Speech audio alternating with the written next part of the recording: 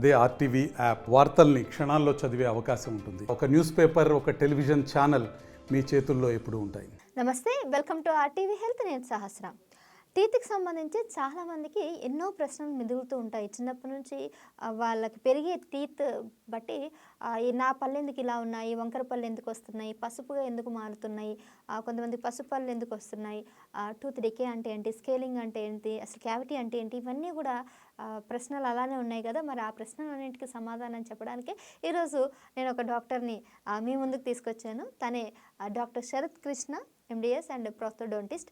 సార్ని అడిగి ఈ క్వశ్చన్స్ అన్నిటికీ కూడా ఆన్సర్ తెలియజేస్తాను మీకు. నమస్తే డాక్టర్.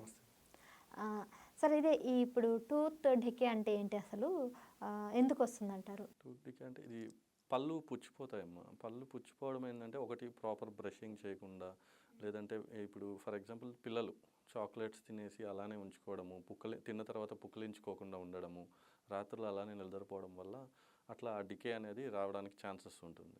అంటే పుచ్చిపోవడాన్ని, పళ్ళు పుచ్చిపోవడం, పచ్చిపోతుంది.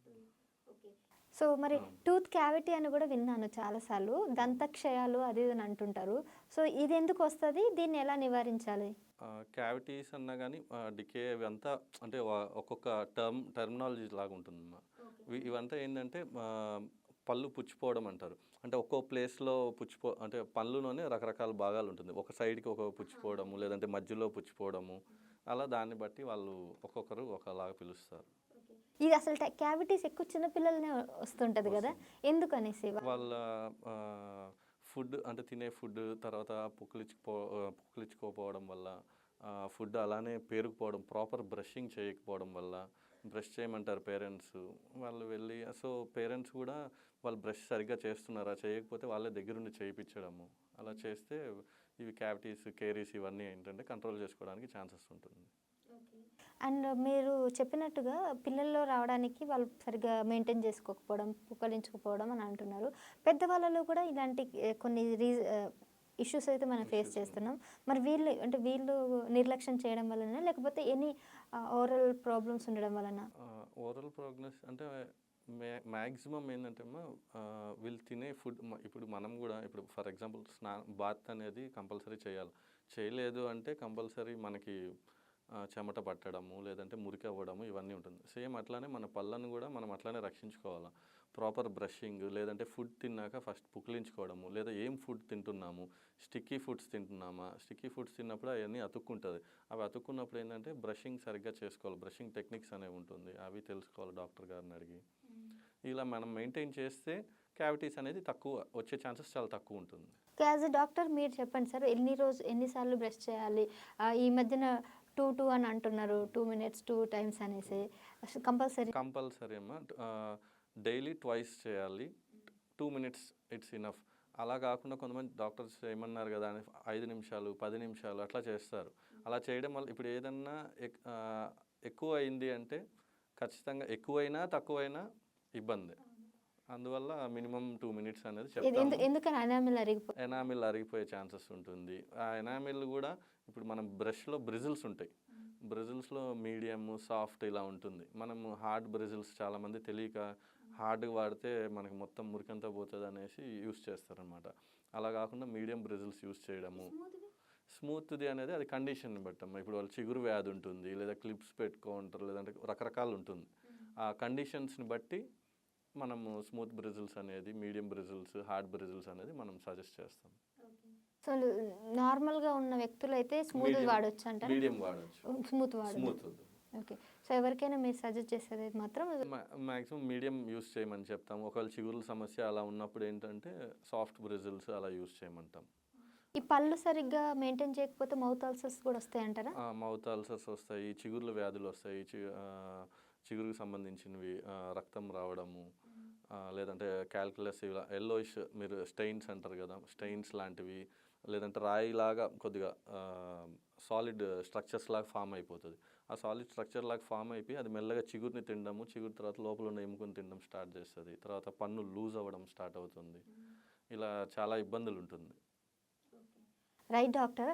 ఈ పళ్ళని రెగ్యులర్గా క్లీనింగ్ చేయించుకోవడం అనేది కూడా కరెక్ట్ కాదని వింటున్నాను. అంటే బయట డాక్టర్స్ దగ్గరికి వెళ్ళి అది నిజమే అంటారా?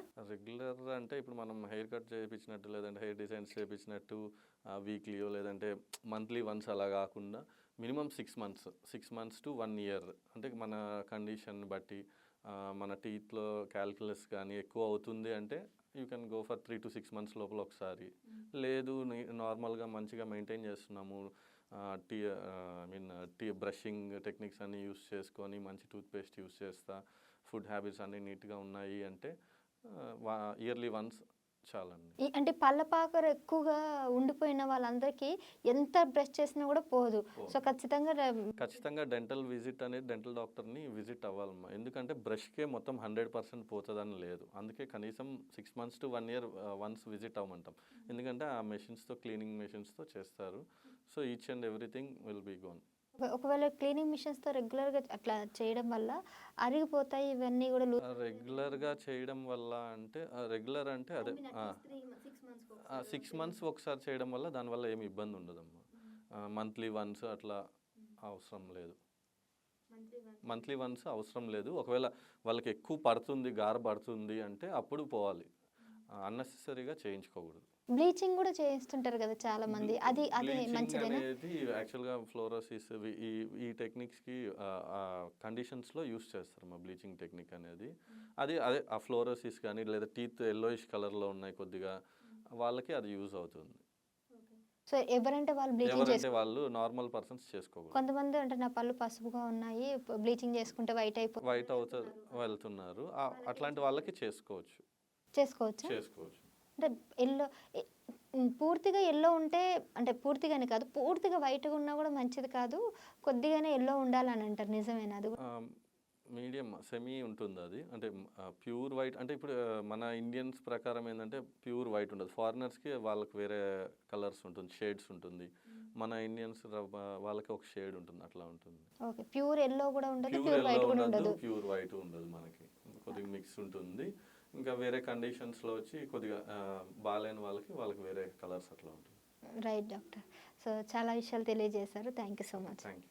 సో చూసారు కదండి, మీ పళ్ళల్లో కూడా ఇలాంటి సమస్యలు ఏమైనా ఉన్నా కానీ పళ్ళకి మీరు ఎప్పటి నుంచో దాన్ని నయం చేసుకోవడానికి ఇబ్బంది పడుతున్నా కానీ కింద మీ ప్రాబ్లమ్స్ అన్నీ కూడా ఒకసారి కమెంట్ చేయండి. డెఫినెట్గా వాటిని సాల్వ్ చేయడానికి నేను మళ్ళీ డాక్టర్తో మళ్ళీ ముందు ఉంటాను. Thank you so much. నమస్తే. తెలుగులో ఫాస్టెస్ట్ న్యూస్ ఇప్పుడు కొత్త అవతారంలో 5 సెకండ్లోనే పూర్తి వార్తా సమాచారం మీ చేతిలో. సోషల్ మీడియా ట్రెండ్స్ మీ కళ్ళ ముందుకే live TV and voice search ఆప్షన్స్తో ఇప్పుడే డౌన్లోడ్ చేయండి. యాప్ లింక్ డిస్క్రిప్షన్లో ఉంది.